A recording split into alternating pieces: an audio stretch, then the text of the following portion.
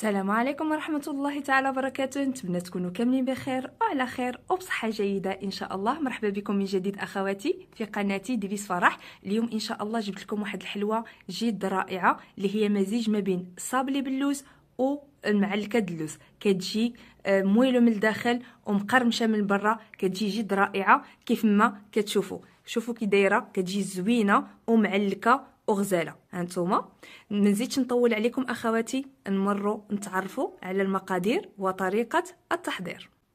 لاباط صابلي اللي غادي ندير معكم هنا، عندي هنا 150 غرام ديال الزبده، انا درت الزبده ديال العلاب. عندي هنا 100 غرام ديال اللوز اللي حمرته في الفران بالقشور ديالو وطحنته. هانتوما كيف ما كتشوفوا خاصكم تطحنوه هكا حتى يتعدلك، كتزيدوا له لا زيت لا والو حتى يتعلك بحال هكا.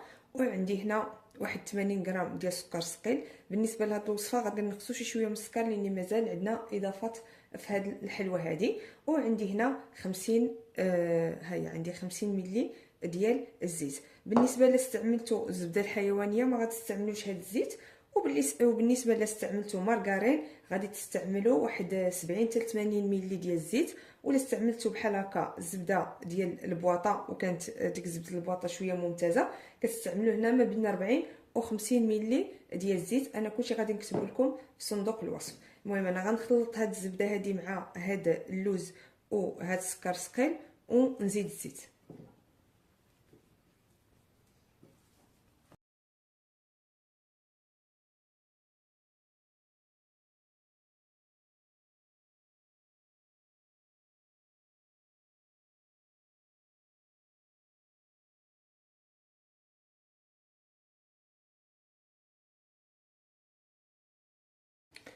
المهم انا غنزيد دابا الزيت.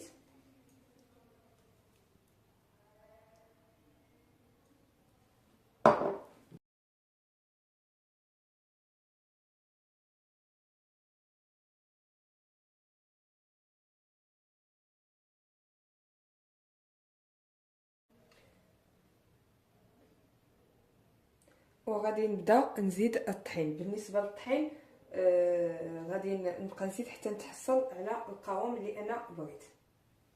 المهم انا نوريكم القوام في الاخر. خاصو يكون ما يكونش عاود قاصح بزاف لاني حنا غادي نديروه في الطويصات. كتزيدوا الطحينه بشويه بشويه باش ما يغلبكمش.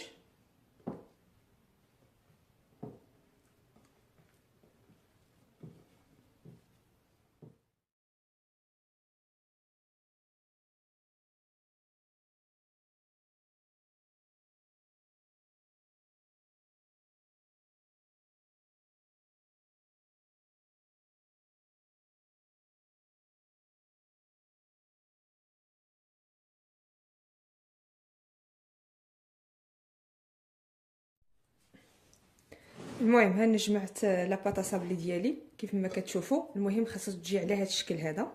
هانتوما ماشي ما تكونش هكا يعني خفيفه بزاف وما تكونش ثقيله بزاف.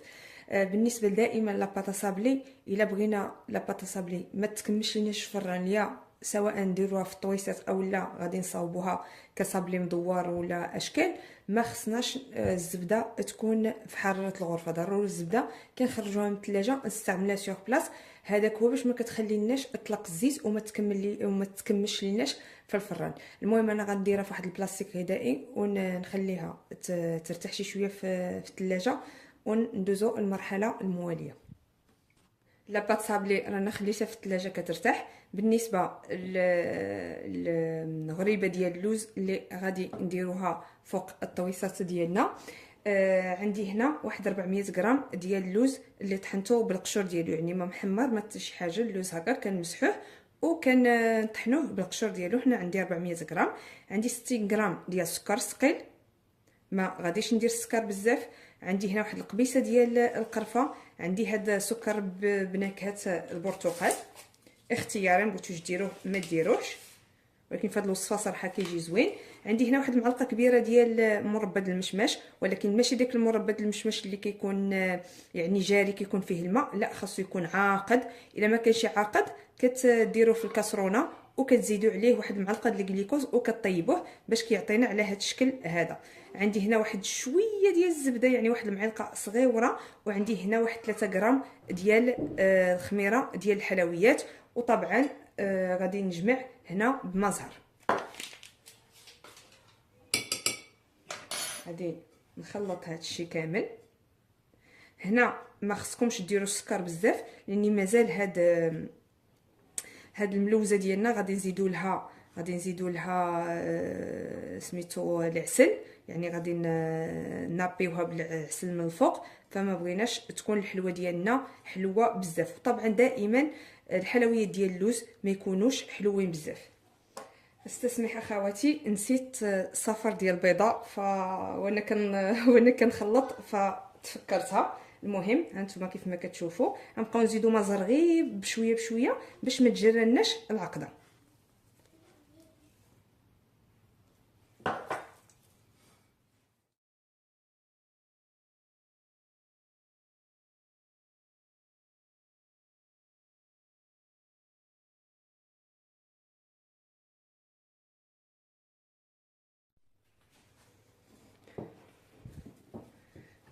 المهم هانتوما اخواتي، انا خلطت هاد العقده ديالي مزيان. هانتوما كيف ما كتشوفوا ها هي كيفاش كتجي معلكه. بالنسبه للمزهره ما درتش بزاف، درتي بعض القطرات. هذاك الصفر د البيض الدور ديالو هو اللي كيعلك لينا الحلوه. المهم كيف ما شفتوا هذا هو التكستور ديالها، خصها تجي معلكه هكا. ضروري نحطوها واحد نص ساعه هكاك في الثلاجه غير ترتاح واحد شي شويه وتشد لنا راسها، نقدروا نكوروها بلا ما تبقى هكا كتلاصق لينا يدينا. ونرجع معكم باش نكملوا التتمه د الحلوه ديالنا. المهم ها هي العجينه ديالي اللي كيف ما قلت لكم احتفظت بها في الثلاجه، بقات واحد الساعه ديال المكانه. المهم بالنسبه للطويصات هما هادو غيكونوا على هذا الشكل هذا. المهم هادو راه متوفرين صراحه الله، كاين في اي بلاصه غادي تلقاوهم.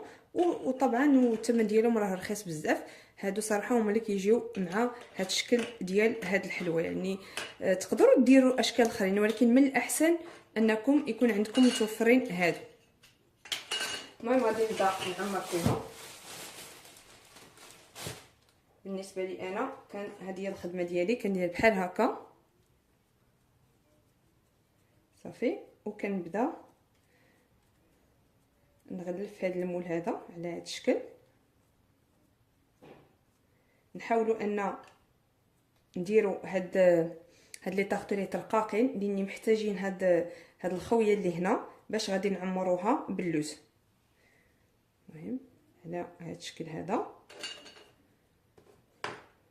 وكنعاود داكشي اللي شاط اللي كنزيد عليه الاخر، يعني ماشي كنحطو هنا ونهز واحد اخر، لا بحال هكا. وكنبقى غاديه وبهذه الطريقه كنكون كنزرب دغيا، احسن ما اني نسرح العجينه ديالي ونعاد نطبعها وعاد نديرها فوق لي مول. المهم على هذا الشكل هذا غادي نكمل الكميه كامله. وضروري غادي نديروا لهم هنا هكا بالشوكه باش ما يتنفخوناش. بالنسبه للطياب راه كنطيبوهم على 170 درجه حتى كيتحمروا لنا من التحت ومن الفوق، عاد كنخرجوهم. المهم انا غادي نكمل الكميه اللي عندي وندخلهم الفران ونرجع معكم ان شاء الله. بالنسبه هاد لي طارطوليط ديالي هانتوما كيف ما كتشوفوا ها هما كيطيبوا على هاد الشكل هذا. ضروري يجيو هكا محمرين، ولكن ما نفوتوش فيهم الطياب لاني مازال غادي ندخلهم يكملوا الطياب مع اللوز. المهم هانتوما كيف ما كتشوفوا هذا ماشي الكميه كامله، غير باش نوريكم ونكمل الكميه اللي عندي كامله. بالنسبه هاد اللوز ديالي هنا كورته على هذا الشكل هذا. عندي هنا الكونكاسي هنا درت ديال اللوز بالقشور ديالو. طبعا كنغربلو كنحيد منه داكشي ركاك وكنخليه بحال هكا وكندوزو من الفران. ضروري تحمروا في الفران لاني هاد المعلكه هادي الا خليتوه خضر ودرتو فيها لاني هو اصلا ما كطيبش بزاف، يعني ميم با واحد 5 دقائق ولا 6 دقائق باش كتشقق شي شويه في الفران وكتخرجوها، فغادي تخرج كلها بيضاء. فضروري انكم تحمروا، يعني هاد المرحله هذه راه ضروريه في هاد الحلوه، سينو غتجي حلوه خايبه فاش غتاكلوها. غتاكلوا داكشي معلك وصافي، ولكن ما كاينش هذاك الكروسيون ديال اللوز اللي حنا بغينا. المهم انا كيف ما قلت لكم ها هو كيجي محمر على هاد الشكل هذا. عندي هنا بيض البيض اللي استعملنا الصفر وخلينا بيض البيض، زدت عليه شويه ديال ما زهر اولا فاني اللي بغيتو باش ما تكونش هذيك الزفوريه في البيض. المهم على هذا الشكل هذا صافي، وكنحطو هنا في الكونكاسي. ضروري ندوزو في البيض سينو ما غيلصقش.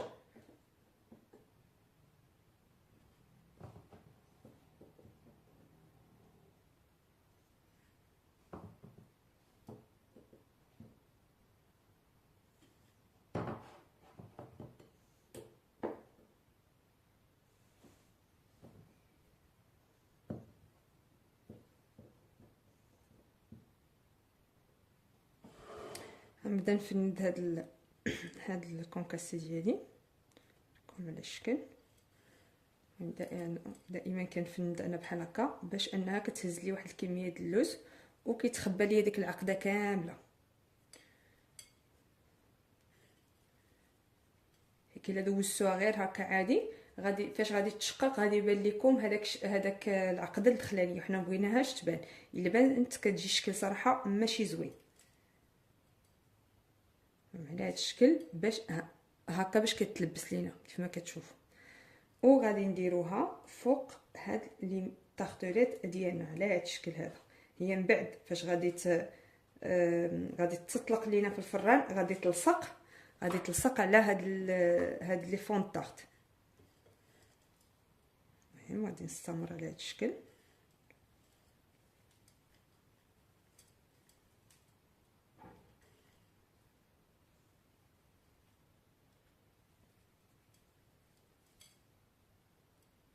نتوما كيف ما كتشوفوا كتلبس لينا واحد الكميه لا باس بها في هذاك، فكتجي الشكل ديالها صراحه زوين. بغيتو ديروا بلا قشور، اللوز بلا قشور ديروه، ولكن صراحه بالقشور كيعطي منظر زوين وحتى الطعم صراحه كيجي زوين. المهم كتجي على هذا الشكل هذا.